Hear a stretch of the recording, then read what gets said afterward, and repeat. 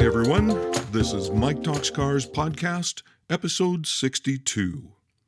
News.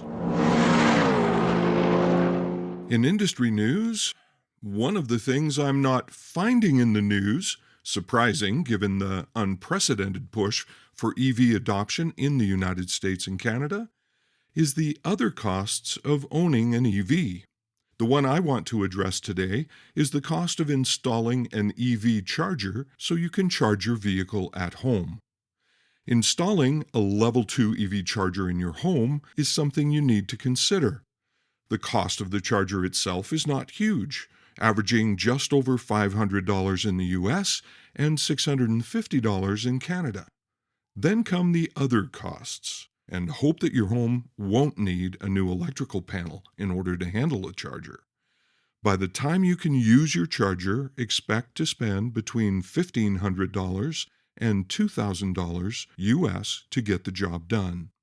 An additional $1,200 to $3,000 will be needed if a new electrical panel is required. Apartment and condo dwellers can really stack up the charges quickly, depending on the building. One condo owner reportedly paid north of $20,000 to install their charger. Try calculating how long it will take fuel savings to pay off that installation. There are savings. A friend of mine, a Tesla owner, was recently telling me that he hasn't been to a gas station in 18 months and is feeling pretty great about his choice. EVs are coming, folks, and charger installation is just one of the things to look out for when deciding to purchase one. In new vehicle news, the 2023 Toyota 4Runner will be an all-new vehicle. This will be the 6th generation and will bring a number of welcome upgrades to the iconic vehicle. Styling will be revised to reflect a more modern appearance, and there will be a new platform architecture that the 4Runner will ride on. Suspension upgrades should improve body roll without destroying the comfortable ride. One of the biggest changes is the move away from the 4-liter V6 that is in the current 4Runner.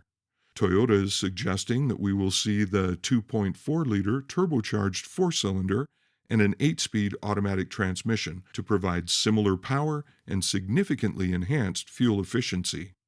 This would also open the door for hybrid and even plug-in hybrid versions with CVTs in the future. Inside, you should expect to see significant technology upgrades, including better touchscreen interfaces, more comfortable seating, more space, and smarter utility. The 2023 should be slightly larger than the current model. Don't worry, you die-hard 4Runner fans. Body-on-frame remains an integral part of the 4Runner DNA. Now for some musings with the trainer. The importance of the delivery experience can't be overstated. This is the launch, if you will, of your customer's ownership experience.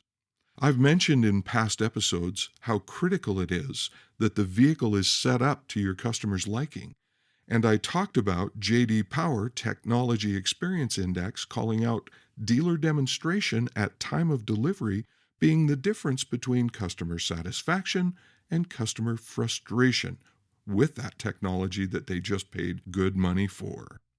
It's easy to get lost in making sure that the delivery checklist is complete and end up forgetting that the customer needs to be the focus of the entire event.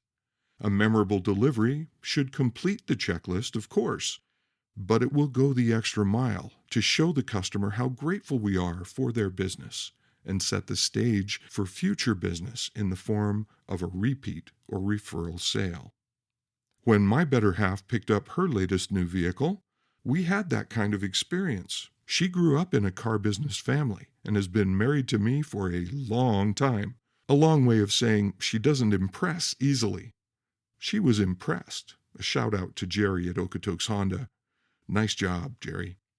What kind of things do you do to help the customer remember their delivery experience? This is Mike Little, reminding you that, hey, selling is fun. Go have a great day.